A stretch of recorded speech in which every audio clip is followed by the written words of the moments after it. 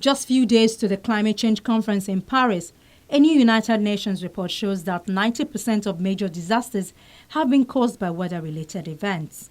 Over the last 20 years, 90% of major disasters have been caused by 6,457 recorded floods, storms, heat waves, droughts, and other weather-related events. They have enormous socioeconomic effects on communities.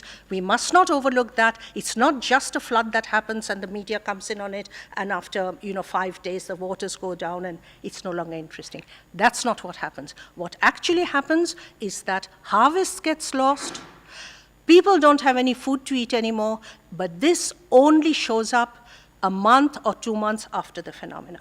Right? So it is no longer an extreme event. It is an impact on the population that happens after 1 month or 2 months. So we must have longer-term solutions. The report and analysis compiled by the United Nations Office for Disaster Risk Reduction and the Belgium-based Center for Research on the Epidemiology of Disasters demonstrates that since the first United Nations Climate Change Conference in 1995, 606,000 lives have been lost, and 4.1 billion people have been injured, left homeless, or in need of emergency assistance as a result of weather-related disasters. The phenomena, in fact, is two sides of the same coin, floods and droughts. And they, in fact, affect the largest number of people. We'll see some statistics on that afterwards. And they are, in fact, 80% of all weather-related disasters. So over 3.4 billion people in the period that is covered by the report have been affected by these two phenomena. Floods accounted for 47% of all weather-related disasters from 1995 to 2015, affecting 2.3 billion people and killing 157,000. Storms were the deadliest type, accounting for 40% of global weather-related deaths. 90% of all disasters are due to weather, due to climate. This is not just a marginal phenomenon. It takes a very large seat in the problematic of natural disasters, and in fact, and we want to underline the fact, and in fact, the problematic of development.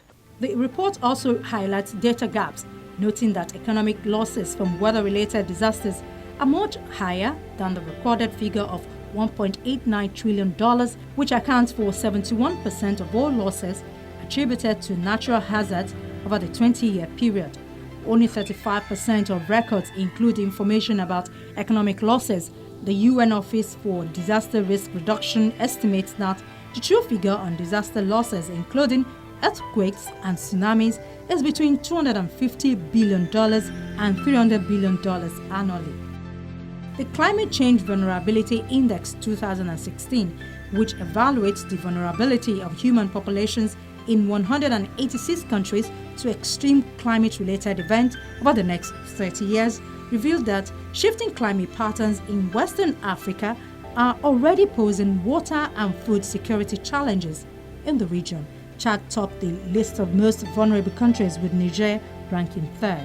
According to Verisk Maplecroft, which compiled the index, climate change has contributed to roughly half of the 90% reduction in the size of Lake Chad since the 1960s, and the reduced availability of fresh water has contributed to water and food insecurity, migration and conflict in Niger, Nigeria, Chad and Cameroon, all of which border the lake.